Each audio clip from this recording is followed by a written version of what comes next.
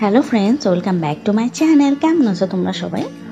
আজকে অনেক দিন পরে নিয়ে আসলাম আরেকটি নতুন রেসিপি তোমাদের সাথে। খুব সিম্পল একটি রেসিপি, সামারের জন্য একদম পারফেক্ট। আমি আজকে তোমাদের সাথে শেয়ার করব ম্যাঙ্গো স্মুদির রেসিপি। বাসায় কিভাবে সহজেই কয়েক মিনিটের মধ্যেই তোমরা তৈরি করে নিতে পারো ম্যাঙ্গো স্মুদি, যেটা সামারে একদম আমাদেরকে রিফ্রেশ করবে এবং এই সময় কিন্তু পারফেক্ট একটা সময় এই স্মুদি খাওয়ার জন্য।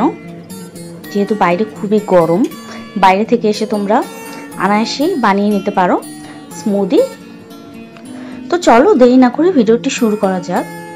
ভিডিওটি শুরু করার পূর্বে আমি যেহেতু চ্যানেলটি নতুন শুরু করেছি, প্লিজ আমার পাশে থেকে আমাকে সাপোর্ট করো। তোমাদের সাপোর্ট ছাড়া কিন্তু আমি একটু এগিয়ে যেতে পারবো না। তো চলো দেরি না করে ভিডিওটি আমি শুরু করছি। এখানে আমি ফার্স্টে ম্যাঙ্গোগুলোকে কেটে নিয়েছি।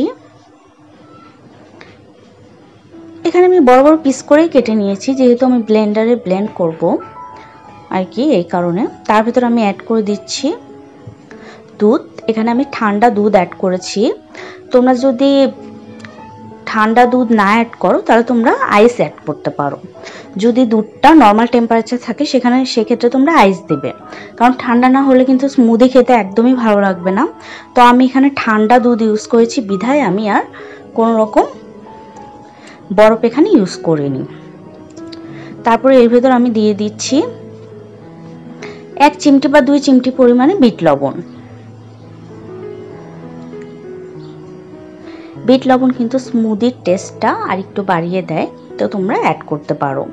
এবং আমটা যদি বেশি টক থাকে সেক্ষেত্রে কিন্তু বিট লবণ হেল্প করে, অনেক টকটা একটু কমাতে সাহায্য করে। এবং আমি আরেকটু দুধ অ্যাড করে দিচ্ছি এবং এর ভিতরে আমি দিয়ে দিয়েছি চিনি, পরিমাণ মতো চিনি। আমটা যদি খুব বেশি টক হয় তো তোমরা বেশি চিনি অ্যাড করতে পারো। এখানে আমি বলতে পারো 4 টেবিল স্পুনের মতো আমি এখানে চিনি ইউজ করেছি। তারপরে আমি এখন ব্লেন্ডারে ব্লেন্ড করে নিচ্ছি। আমি একটু 5 মিনিটের মতো বা তোমরা 1-2 মিনিট ব্লেন্ড করে আবার একটু পর ব্লেন্ড করবে, কারণ যেহেতু চিনি আছে এখানে একটু ব্লেন্ড করতে টাইমই লাগবে। 5 মিনিট না, 2-3 মিনিটের মধ্যে হয়ে যাবে, কিন্তু একটু সময় নিয়ে ব্লেন্ড করবে, কারণ চিনি আছে একটু গলতে টাইম লাগে, এই কারণে।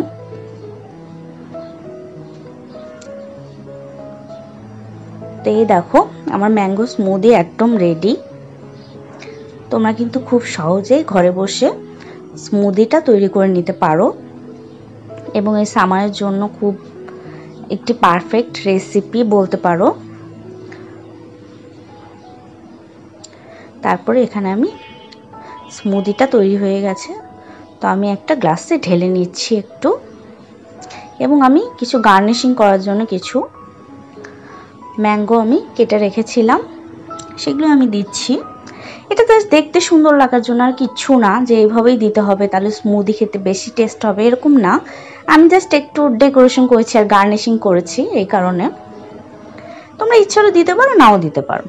এখন আমি একটু ফ্রিজে রেখে দিব, তাহলে একটু আর একটু ভালো লাগবে ঠান্ডা ঠান্ডা স্মুদি খেতে। তো এই দেখো আমার স্মুদি কিন্তু একদম রেডি। তোমরা অবশ্যই বাসায় ট্রাই করো এবং ট্রাই করে আমাকে জানিও যে ভিডিওটি কেমন লেগেছে, স্মুদিটা কেমন খেতে হয়েছে। তোমাদের যদি আমার এই ভিডিওটি কোথাও ভালো লেগে থাকে প্লিজ একটি লাইক দিও, কমেন্ট করো, এবং আমার চ্যানেলটি ভালো লেগে থাকলে প্লিজ আমার চ্যানেলটি সাবস্ক্রাইব করো এবং পাশে থাকা বেল আইকনটি ক্লিক করে দিও নতুন নতুন ভিডিওর আপডেট পাওয়ার জন্য। তো আজকের মতো এ পর্যন্তই, ভালো থেকো, দেখা হচ্ছে নেক্সট ভিডিওতে। Bye bye.